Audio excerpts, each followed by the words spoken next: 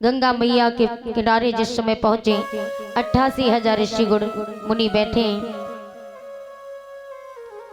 महाराज परीक्षित सफेद वस्त्र पहने हुए थे। दृष्टव्य जन्म सतम पापम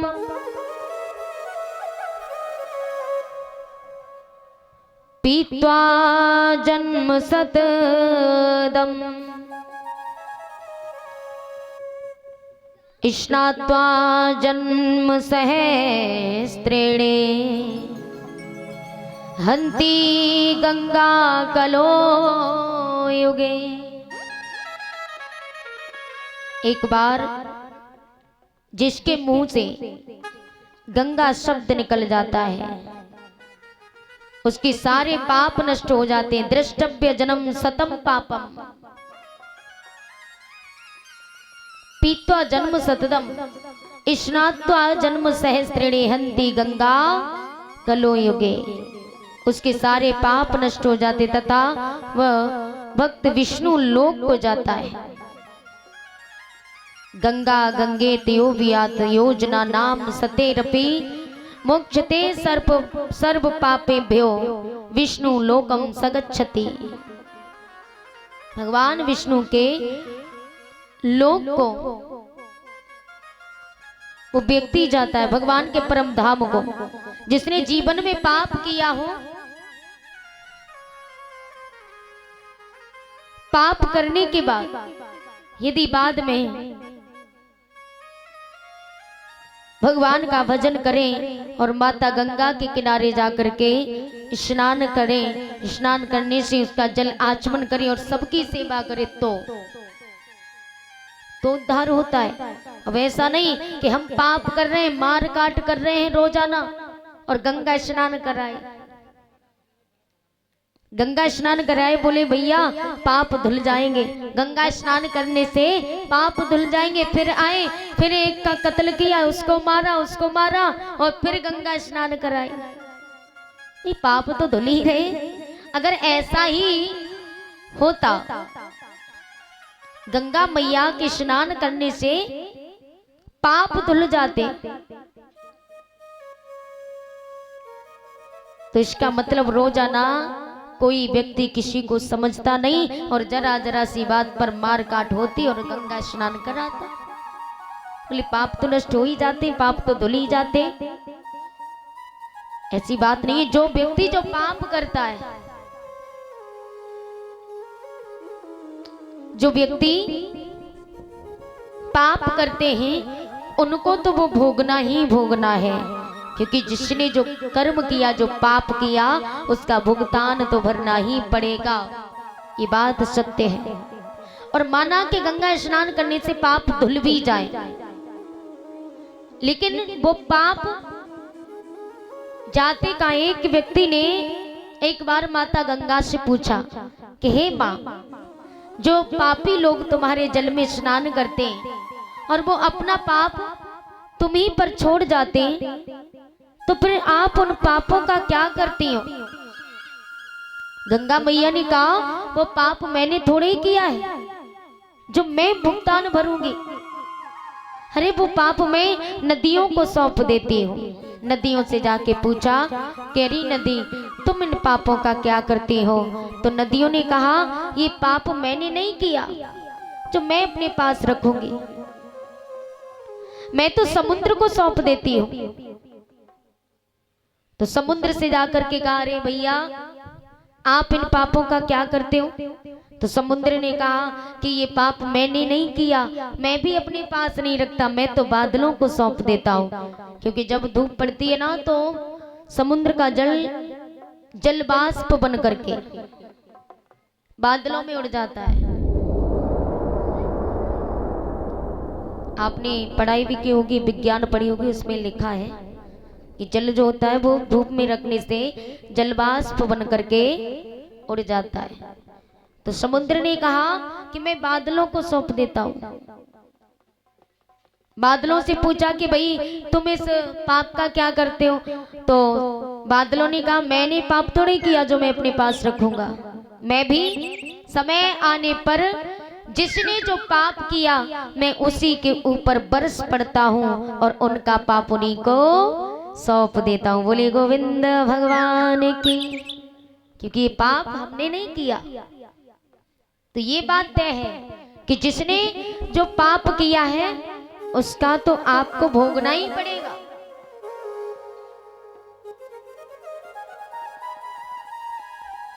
भगवान श्री कृष्ण ने अर्जुन से कहा, अर्जुन ने पूछा प्रभु एक बात बताओ, वो स्त्री कौन है जो अगले जन्म में वेश्या बनती है?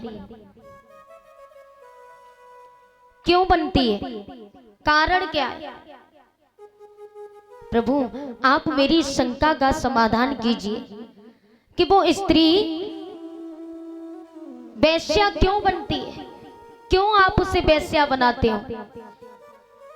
और कुछ स्त्रियां होती हैं जो बांझ बनी रहती हैं, उनकी कोई संतान नहीं होती। उन्होंने ऐसा कौन सा कर्म किया जो आप उन स्त्रियों को बांझ बनाते हो, उन्हें कोई संतान नहीं देते?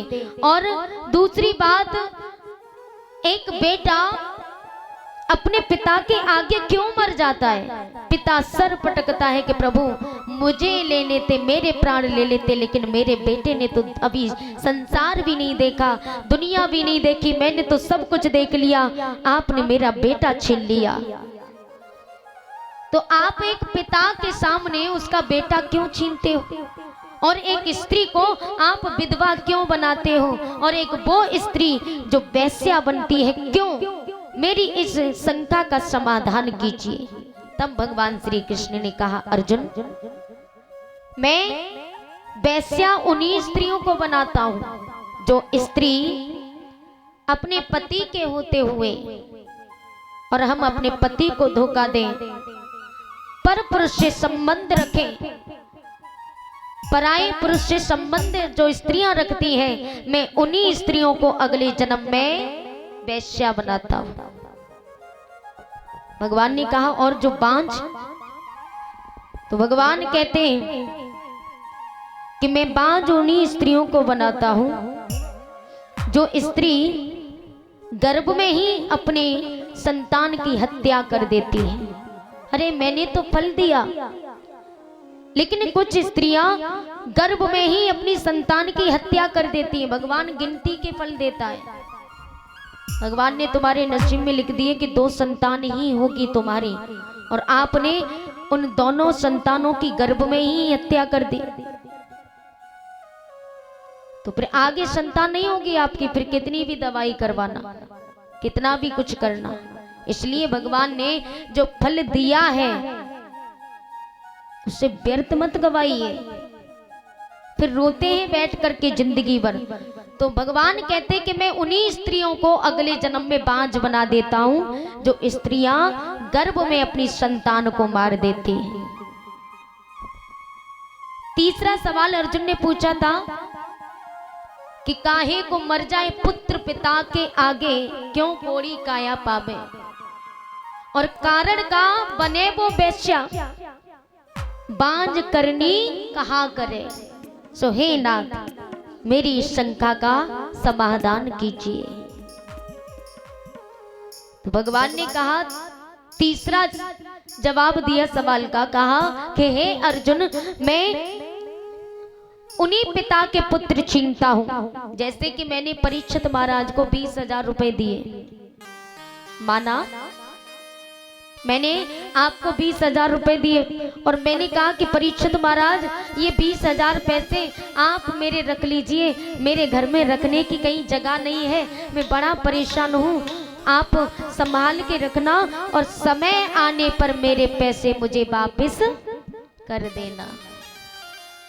आप कहोगे ठीक है। अब समय व्यतीत हो जाए, कुछ दिनों बाद हमें आवश्यकता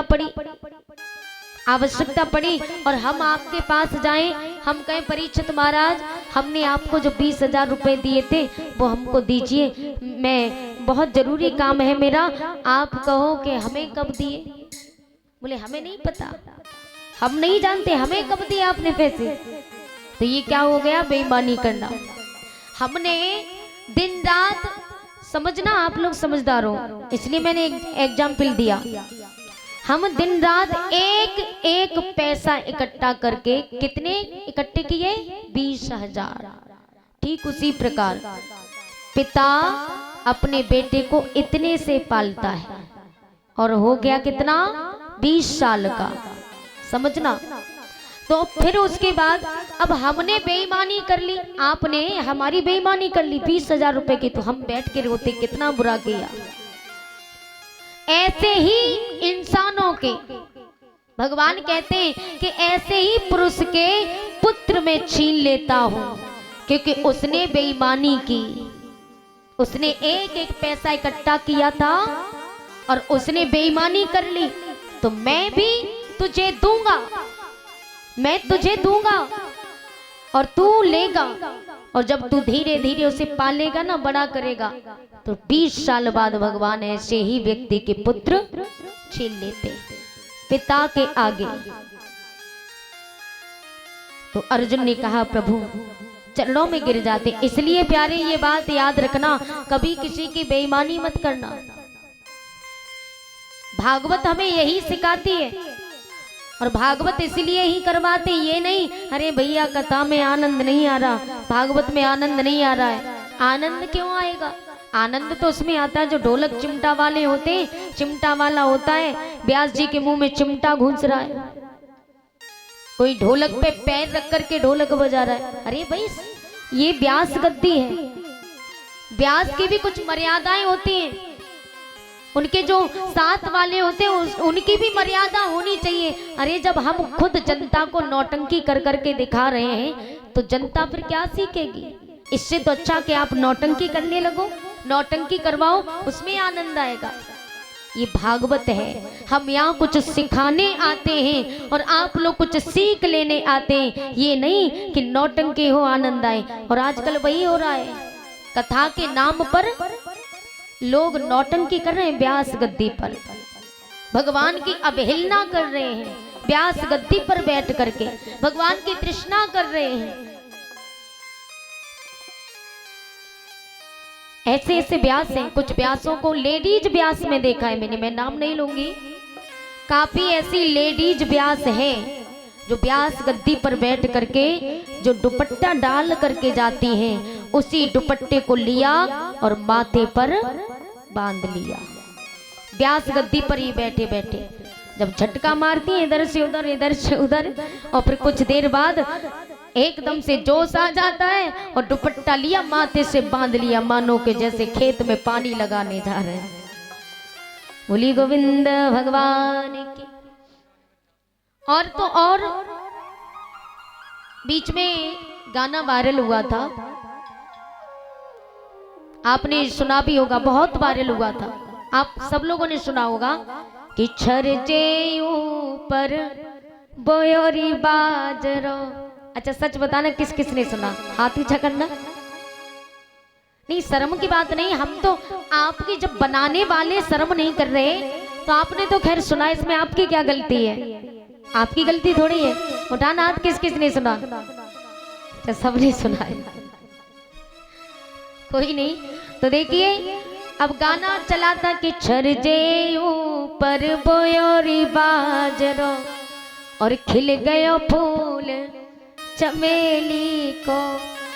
अच्छा एक बात बताओ मैया, देखो मान लीजिए छज्जे के ऊपर हमने मिट्टी डाल के बाजरा बो भी दिया, ठीक है, और उग भी आया, लेकिन हमारी आज तक समझ में ये नहीं आई कि बाप चमेली को फूल कहां से खिलो है? पता नहीं कौन सा विदेशी बीज था, क्या था। तो ऐसे ऐसे कवि हुए जिन्होंने गाने तो बना दिए लेकिन उसका मंथन नहीं किया कि इसका तात्पर्य निकल कर के क्या आ रहा है, क्या मतलब निकलेगा इसका। और आजकल लोग उसी में प्रसन्न है, उसी में बड़ा आनंद। मैरिज होम में जाओ, डीजे पे जाओ, देखो हर जगह वही ज्यादा बजता था चारों तरफ। और एक और बनाया कि दीदी मैंने सैया मोल मंगाए। अब सैया मोल आन लगे तो फिर ये जो घूम रहे इनको कहा होगा है। पता नहीं भैया कैसे कैसे कभी हो गए। ऐसो सेंट लगाइयो मोरे राजा, छाती जल जाए दुश्मन की। अब बताओ सेंट से छाती जलन लगी। और एक और बनाया कि अरे मेरे लूलू तो 12 बरसना भूलू। तो इसमें जनता बड़ा खुश रहती है, बड़ा आनंद आता है। अरे भाई कथा बहुत अच्छी हो रही है, बड़ा आनंद आ रहा है। और एक गाना बनाया था कि नैना मार मार काना बुला लेंगे। तो अगर नैना मारन से भगवान घर सबके आए उठे तो भैया दुनिया नैना मार उठे भगवान से है। तो फिर भक्ति अक्ति करना भाड़ में गया, पूजा करना भाड़ में गया, और भगवान से नैना मार उठो भगवान आ जाएंगे। बोलिए गोविंद भगवान की। तो भजन भी बनाओ तो ऐसे बनाओ जिसका निष्कर्ष सुंदर निकल करके आए, जिसका तात्पर्य सुंदर निकले। ये नहीं कि लूलू और फलानो ढीको। इससे क्या होता है, इससे हमारी जनता भटकती है। हम भटकाते, कमी सुनने वालों की नहीं, कमी मैं व्यास लोगों की ही कहूंगी। कमी व्यास लोगों की है, क्योंकि व्यास जनता को क्या परोसना चाहिए यही नहीं समझ पाते कि जनता को क्या परोसना चाहिए।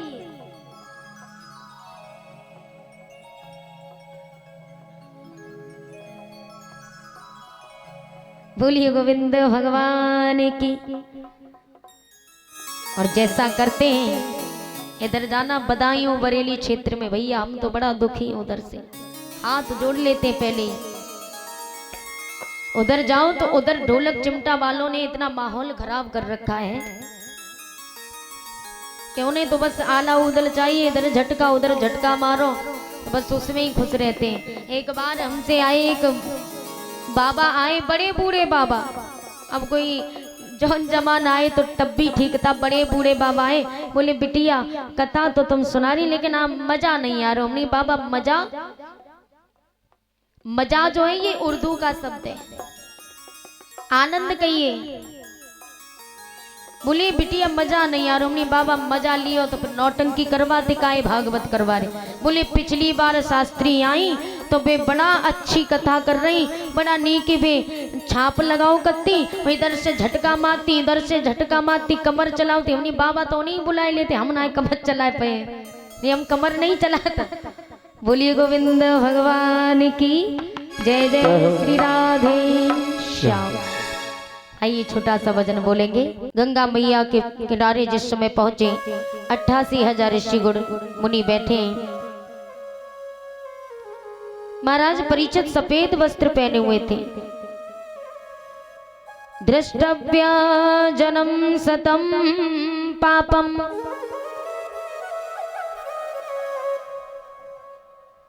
पीत्वा जन्म सतदम स्नात्वा जन्म सहस्त्रेणे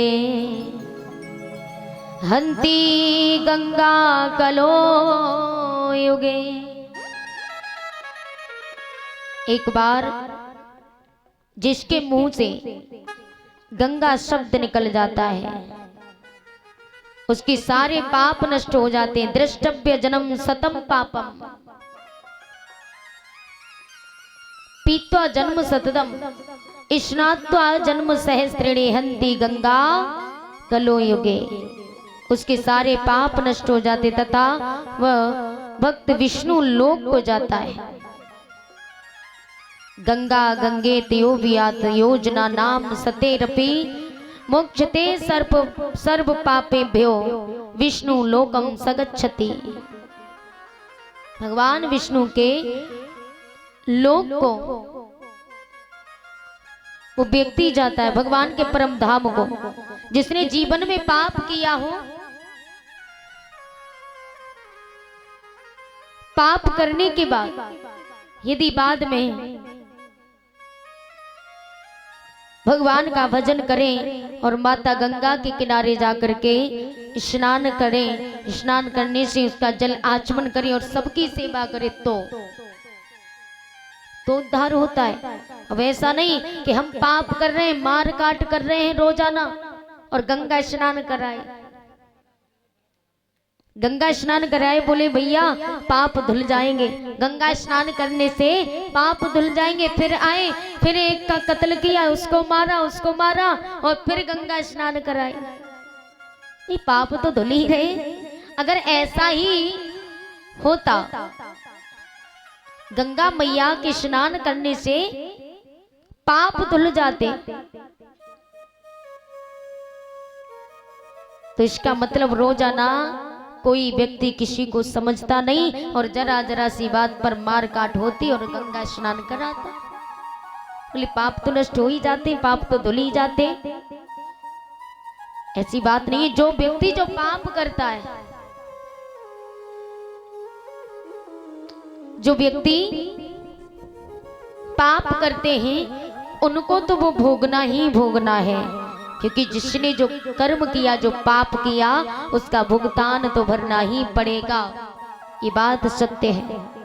और माना कि गंगा स्नान करने से पाप धुल भी जाए, लेकिन वो पाप जाते का एक व्यक्ति ने एक बार माता गंगा से पूछा कि हे मां, जो पापी लोग तुम्हारे जल में स्नान करते हैं और वो अपना पाप तुम्हीं पर छोड़ जाते हैं, तो फिर आप उन पापों का क्या करती हो? गंगा मैया ने कहा वो पाप मैंने थोड़े ही किया है जो मैं भुगतान भरूंगी। अरे वो पाप मैं नदियों को सौंप देती हूँ। नदियों से जाके पूछा कि अरे नदी, तुम इन पापों का क्या करती हो? तो नदियों ने कहा ये पाप मैंने नहीं किया जो मैं अपने पास रखूंगी, मैं तो समुद्र को सौंप देती हूँ। तो समुद्र से जाकर के कहा अरे भैया आप इन पापों का क्या करते हो? तो समुद्र ने कहा कि ये पाप मैंने नहीं किया, मैं भी अपने पास नहीं रखता, मैं तो बादलों को सौंप देता हूँ, क्योंकि जब धूप पड़ती है ना तो समुद्र का जल जलवाष्प बन करके बादलों में उड़ जाता है। आपने पढ़ाई भी की होगी, विज्ञान पढ़ी होगी, उसमें लिखा है कि जल जो होता है वो धूप में रखने से जलवाष्प बन करके उड़ जाता है। तो समुद्र ने कहा कि मैं बादलों को सौंप देता हूँ। बादलों से पूछा कि भाई तुम इस पाप का क्या करते हो? तो बादलों ने कहा मैंने पाप तो नहीं किया जो मैं अपने पास रखूंगा, मैं भी समय आने पर जिसने जो पाप किया मैं उसी के ऊपर बरस पड़ता हूँ और उनका पाप उन्हीं को सौंप देता हूँ। बोले गोविंद भगवान की। क्योंकि ये पाप हमने नहीं किया। तो ये बात तय है कि जिसने जो पाप किया है उसका तो आपको भोगना ही पड़ेगा।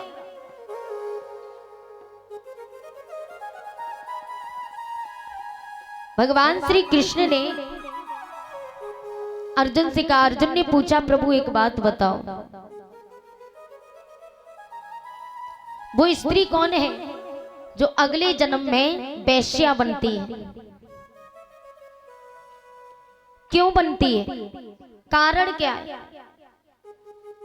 प्रभु आप मेरी शंका का समाधान कीजिए कि वो स्त्री वेश्या क्यों बनती है, क्यों आप उसे वेश्या बनाते हो? और कुछ स्त्रियां होती हैं जो बांझ बनी रहती हैं, उनकी कोई संतान नहीं होती। उन्होंने ऐसा कौन सा कर्म किया जो आप उन स्त्रियों को बांझ बनाते हो, उन्हें कोई संतान नहीं देते? और दूसरी बात, एक बेटा अपने पिता के आगे क्यों मर जाता है? पिता सर पटकता है कि प्रभु मुझे ले लेते, मेरे प्राण ले लेते, लेकिन मेरे बेटे ने तो अभी संसार भी नहीं देखा, दुनिया भी नहीं देखी, मैंने तो सब कुछ देख लिया, आपने मेरा बेटा छीन लिया। तो आप एक पिता के सामने उसका बेटा क्यों छीनते हो? और एक स्त्री को आप विधवा क्यों बनाते हो? और एक वो स्त्री जो वेश्या बनती है क्यों? मेरी इस शंका का समाधान कीजिए। तब भगवान श्री कृष्ण ने कहा, अर्जुन मैं वेश्या उन्हीं स्त्रियों को बनाता हूं जो स्त्री अपने पति के होते हुए और हम अपने पति को धोखा दें, पर पुरुष से संबंध रखें, पराये पुरुष से संबंध जो स्त्रियां रखती हैं, मैं उन्हीं स्त्रियों को अगले जन्म में वेश्या बनाता हूं। भगवान ने कहा और जो बांझ, तो भगवान कहते हैं कि मैं बांझ उन्हीं स्त्रियों को बनाता हूं जो स्त्री गर्भ में ही अपने संतान की हत्या कर देती है। अरे मैंने तो फल दिया, लेकिन कुछ स्त्रियां गर्भ में ही अपनी संतान की हत्या कर देती हैं। भगवान गिनती के फल देता है। भगवान ने तुम्हारे नसीब में लिख दिए कि 2 संतान ही होगी तुम्हारी, और आपने उन दोनों संतानों की गर्भ में ही हत्या कर दी, तो फिर आगे संतान नहीं होगी आपकी। फिर कितनी भी दवाई करवाना, कितना भी कुछ करना। इसलिए भगवान ने जो फल दिया है उसे व्यर्थ मत गवाइए, फिर रोते हैं बैठ करके जिंदगी भर। तो भगवान कहते कि मैं उन्हीं स्त्रियों को अगले जन्म में बांझ बना देता हूं जो स्त्रियां गर्भ में अपनी संतान को मार देती हैं। तीसरा सवाल अर्जुन ने पूछा था कि काहे को मर जाए पुत्र पिता के आगे, क्यों कोड़ी काया पावे, और कारण का बने वो वेश्या, बांझ करनी कहा करे। सो हे नाथ मेरी शंका का समाधान कीजिए। तो भगवान ने कहा, तीसरा जवाब दिया सवाल का, कहा कि हे अर्जुन मैं उन्हीं पिता के पुत्र छीनता हूं। जैसे कि मैंने परीक्षित महाराज को 20,000 रुपए दिए, माना मैंने आपको 20,000 रुपए दिए और मैंने कहा कि परीक्षित महाराज ये 20,000 पैसे आप मेरे रख लीजिए, मेरे घर में रखने की कहीं जगह नहीं है, मैं बड़ा परेशान हूँ, आप संभाल के रखना और समय आने पर मेरे पैसे मुझे वापस कर देना। आप कहो कि ठीक है। अब समय व्यतीत हो जाए, कुछ दिनों बाद हमें आवश्यकता पड़ी और हम आपके पास जाएं, हम कहें परीक्षित महाराज हमने आपको जो 20,000 रुपए दिए थे वो हमको दीजिए, मैं बहुत जरूरी काम है मेरा। आप कहो कि हमें कब दिए? बोले हमें नहीं पता, हम नहीं जानते, हमें कब दिए आपने पैसे? तो ये क्या हो गया? बेईमानी करना। हमने दिन रात, समझना आप लोग समझदार हो, इसलिए मैंने एक एग्जाम्पल दिया। हम दिन रात एक पैसा इकट्ठा करके, कितने इकट्ठे किए? 20,000। ठीक उसी प्रकार पिता अपने बेटे को इतने से पालता है और हो गया कितना? 20 साल का, समझना। तो फिर उसके बाद अब हमने बेईमानी कर ली, आपने हमारी बेईमानी कर ली 20,000 रुपए की, तो हम बैठ के रोते कितना बुरा किया। ऐसे ही इंसानों के, भगवान कहते हैं कि ऐसे ही पुरुष के पुत्र में छीन लेता हूं, क्योंकि उसने बेईमानी की, उसने एक पैसा इकट्ठा किया था और उसने बेईमानी कर ली, तो मैं भी तुझे दूंगा, मैं तुझे दूंगा और तू लेगा, और जब तू धीरे धीरे उसे पालेगा ना, बड़ा करेगा, तो 20 साल बाद भगवान ऐसे ही व्यक्ति के पुत्र छीन लेते पिता के आगे। तो अर्जुन ने कहा प्रभु चरणों में गिर जाते। इसलिए प्यारे ये बात याद रखना, कभी किसी की बेईमानी मत करना। भागवत हमें यही सिखाती है।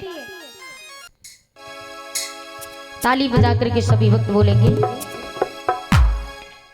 कि ये जिंदगी धोखा दे जाएगी, कर ले भजन हरि का। ये जिंदगी धोखा दे जाएगी, कर ले भजन हरि का। बोलो मैया। जब नकटोरो हो तब इनकी आवाज देखो। मोहल्ला पड़ोस में अगर 4-5 डरी हो, खटिया पे सो रहे हो, तो बेऊ बेचारे तंग आ जाते, पता नहीं कहां से वॉल्यूम बढ़ेगा इनको। बोलो ताली बजा के। कि ये जिंदगी धोखा दे जाएगी, कर ले भजन हरि का।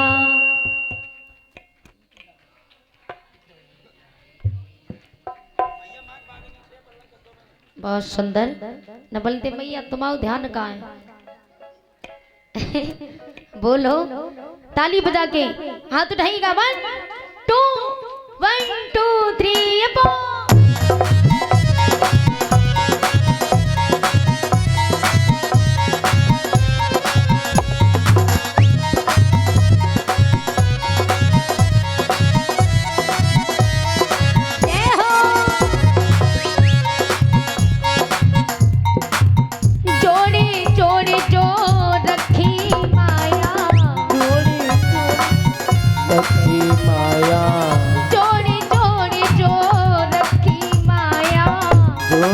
जोड़े जो रखी माया, ओ देख देख इसको भरमाया, देखे देखे इसको भरमाया।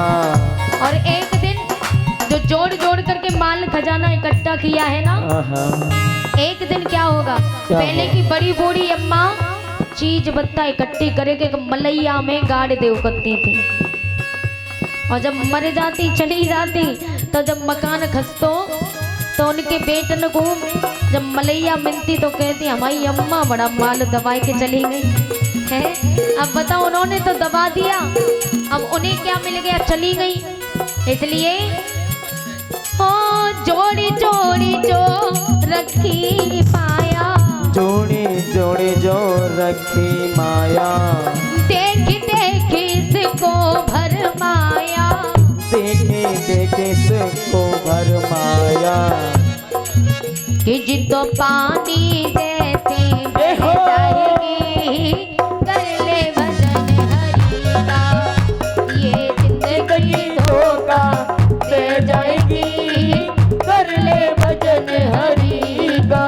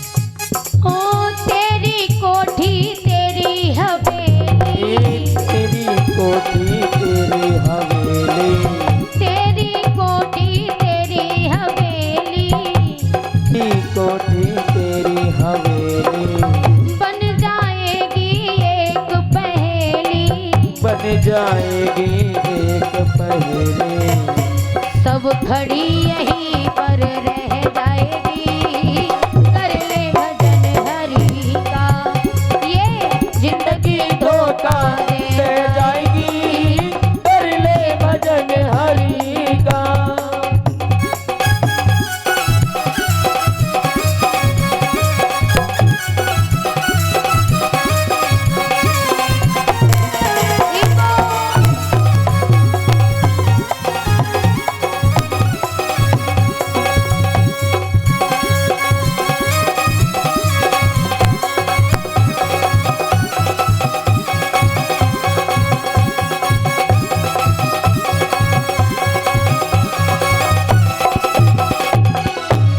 गोविंद भगवान की जय हो। जय जय श्री राधे श्याम।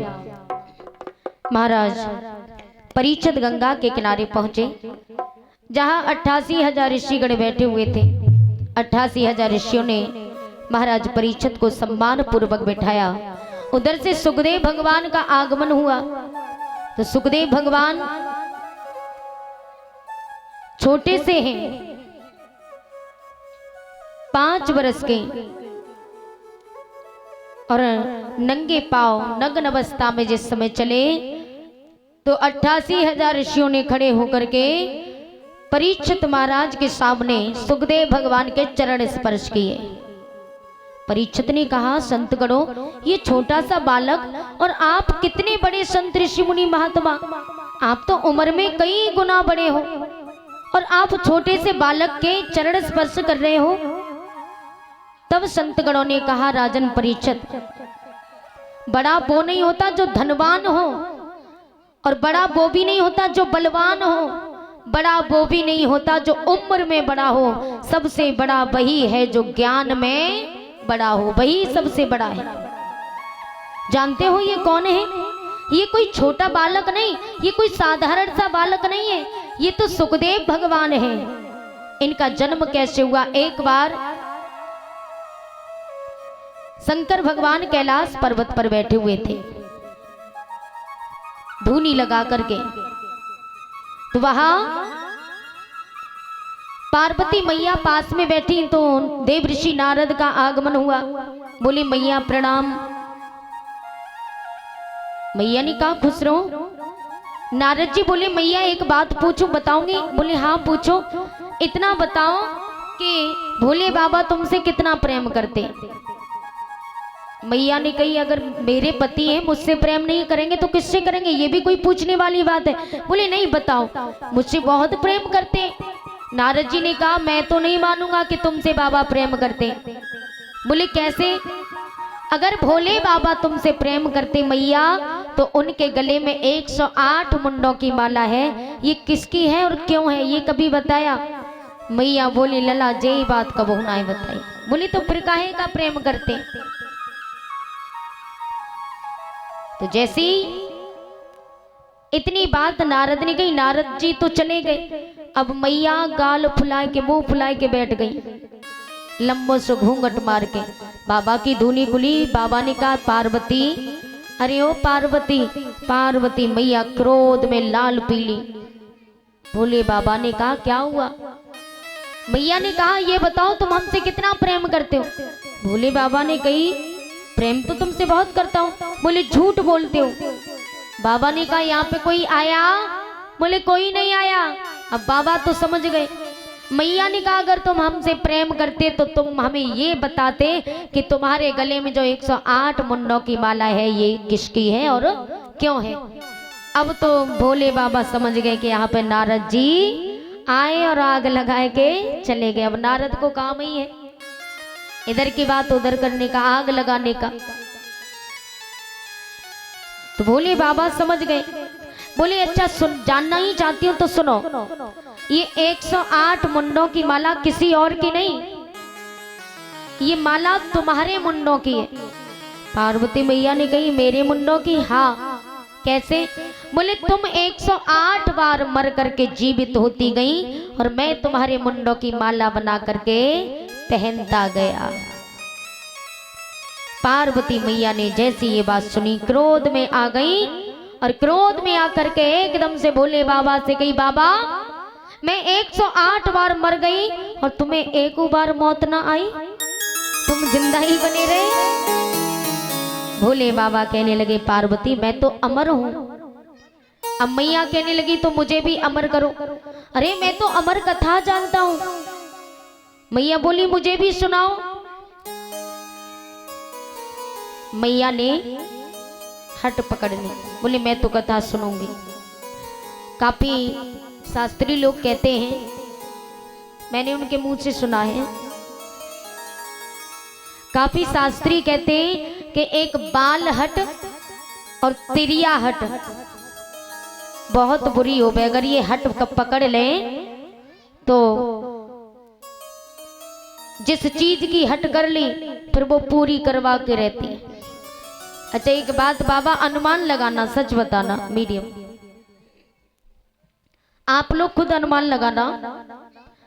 काफी शास्त्री कहते हैं कि बाल हट ऐसी होती है कि लला अगर रोएगो कि अम्मा हमें चंदा मामा चाहिए तो चंदा मामा ना आ जाएगो तब तक चुप ना हो बे। तो सच बताना, अगर बच्चा चंदा मामा के लिए रोए भी तो क्या मैया चंदा मामा वास्तविक लेके आती है तभी चुप होता है? तो फिर कैसे बाल हट हो गई? शास्त्री लोग कहते हैं, हम नहीं कह रहे, हम तो दूसरी बाल हट बता रहे हैं, वो बाल हट नहीं। इसका निष्कर्ष हमने निकाला। आप लोग अकेले में भी बैठना, सोचना कि ये बात सत्य है कि नहीं, कि बच्चा अगर रोज आ चंदा मामा के लिए तो क्या माँ चंदा मामा ही लाती है तभी चुप होता है? नहीं, ऐसी बात नहीं है। माँ तो बच्चे को जैसे तैसे बहला देती है, वो तुरंत चुप हो जाता है। जरूरी थोड़ी है कि बच्चा हट पकड़ ले। वो बाल हट नहीं, ये बाल हट होती है। ये जो बाल होते ना, जिस दिन इन बालों ने हट कर ली कि हम सफेद होएंगे, तो कितनी भी डाई करना, कुछ भी करना, ये सफेद हो जाते तो हो ही जाते। ये बाल हट होती है, वो बाल हट नहीं जो बच्चा रो जाए। अनुमान लगाओ, आप लोग तो समझदार हो। कुछ शास्त्री लोग कहते हैं, बच्चों, ऐ बिटिया शांति से बैठो, चिंता मत करो, गिलास लाई हो, चन्ना में तुम्हें लेगो है, मगर शांति बनाए के बैठो। बोली वाह के बिहारी लाल की।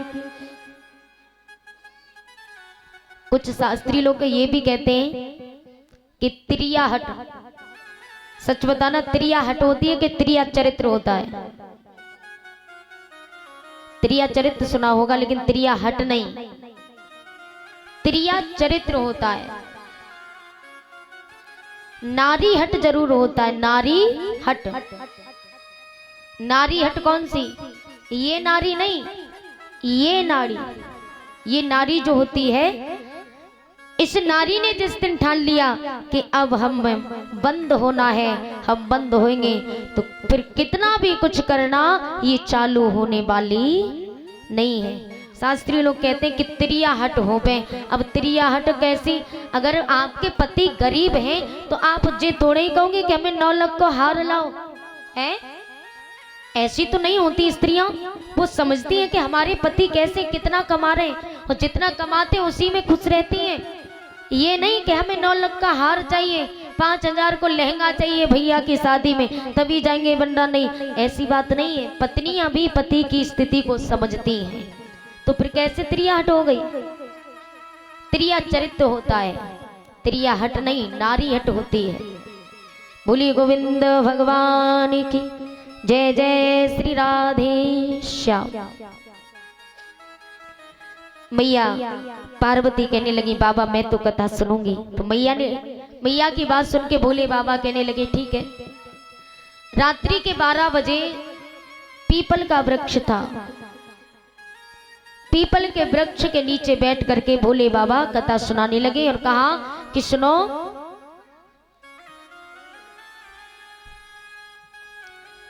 मैं कथा तब तक सुनाऊंगा जब तक हुंकारा दोगे। जब तक हुंकारा आएगा तब तक मैं कथा सुनाऊंगा, और हुंकारा आना बंद हो गया, मैं कथा सुनाना बंद कर दूंगा। बोले ठीक है। मैया ने कहा ठीक है। अब तो भोले बाबा कथा सुनाने लगे। जब भोले बाबा कथा सुना रहे, मैया पार्वती सो जाती है। सभी भक्त ताली बजा करके बोलना, कि निदिया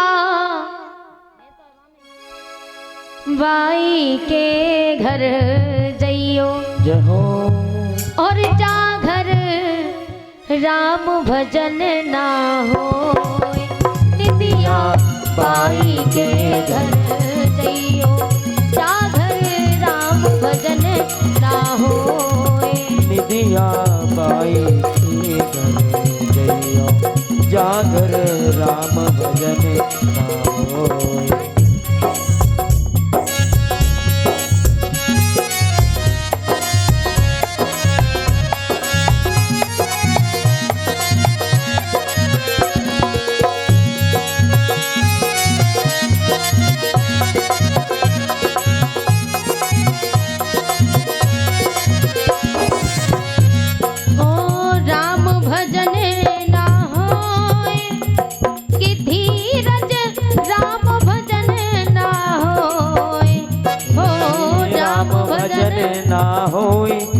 राजस राम भजन ना हो। निदिया बाई के घर जइयो जय हो। जागर राम भजन ना होए। निधिया बाई के घर जइयो जागर राम भजन ना। भैया इस वाली माँ की थोड़ी आवाज बोल दो। जय हो। ताली बजाते हुए हरि बोल। जय जय राधे।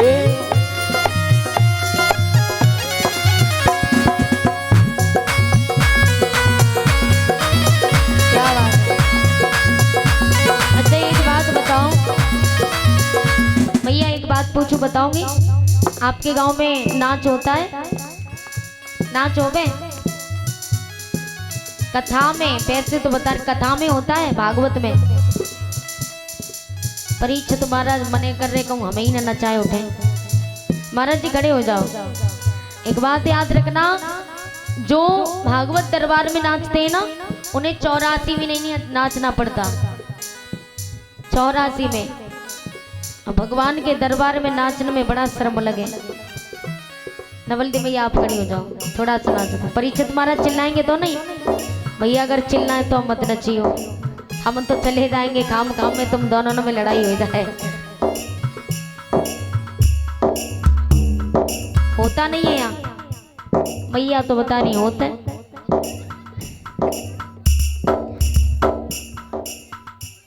कोई नहीं नाचता,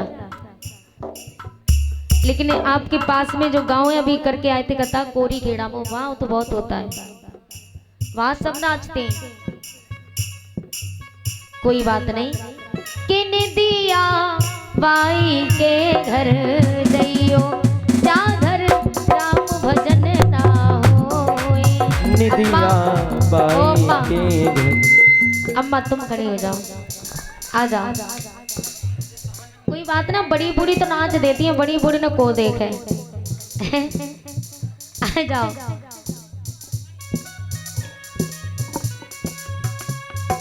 वन टू 3 4। जय हो।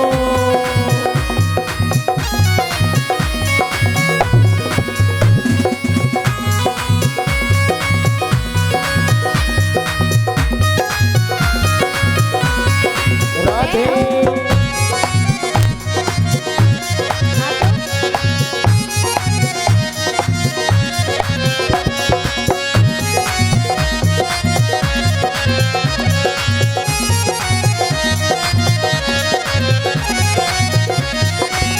पार्वती शंकर से बोली कथा सुनाए दो मोय।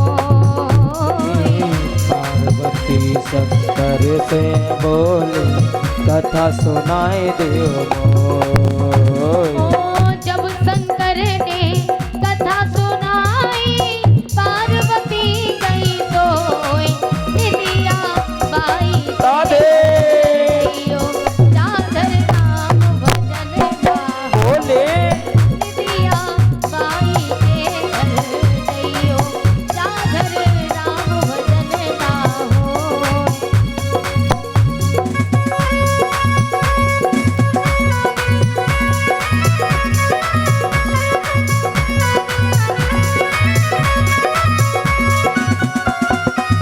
हरि बोल। जय हो।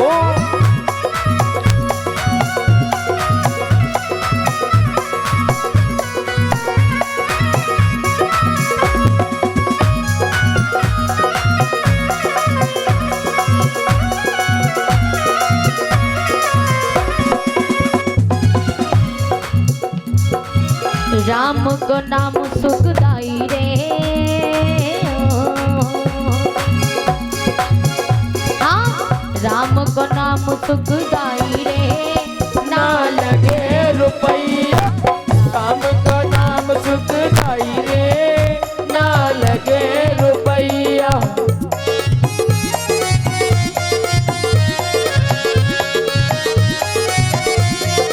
ए हो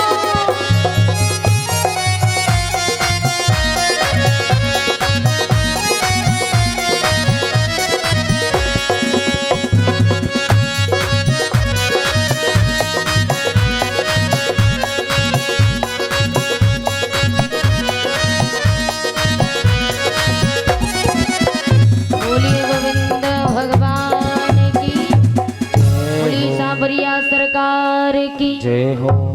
आज शंकर भगवान ने कथा सुनाई तो पार्वती मैया सो जाती हैं और हुंकारे की आवाज कहाँ से आती है? पीपल के वृक्ष के ऊपर तोती का घोंसला था, उसमें एक अंडा था, उसी अंडे से हुंकारे की आवाज आने लगी। तो उसी समय सुबह के 4 बजे भगवान शिव शंकर ने पूरी कथा सुनाई। पार्वती मैया को उठाने लगे, आवाज देते पार्वती, रे पार्वती। पार्वती मैया तो सो रही है। भोले बाबा एकदम से चिल्लाए, पार्वती मैया एकदम से घबरा करके उठी। हाँ बाबा क्या बात है, क्या हुआ, कथा सुनाओ ना। बोली कथा? अरे कथा तो मैंने सुना दी। बोली कथा सुना दी? क्या तुमने कथा नहीं सुनी? बोले नहीं। तो इसका मतलब हुंकारा कौन दे रहा था? बोले बाबा मुझे नहीं पता। अंतर ध्यान किया भगवान शिव शंकर ने तो उनकी दृष्टि पीपल के वृक्ष के ऊपर रखे हुए घोंसले में जो अंडा था उस पर पड़ी। वो तोता अमर हो चुका था। अंडा जैसे फूटा उसमें से बच्चा निकला, उसके पर निकल आए, वो अमर हो जाता है। और वो शंकर भगवान उसे त्रिशूल लेकर के मारने के लिए चले तो उड़ता हुआ व्यास जी की पत्नी जो थी स्नान ध्यान क्रियाशील व्रत होके छत पे खड़े होके अपने केसों को सुखा रही थी, बाल सुखा रही थी।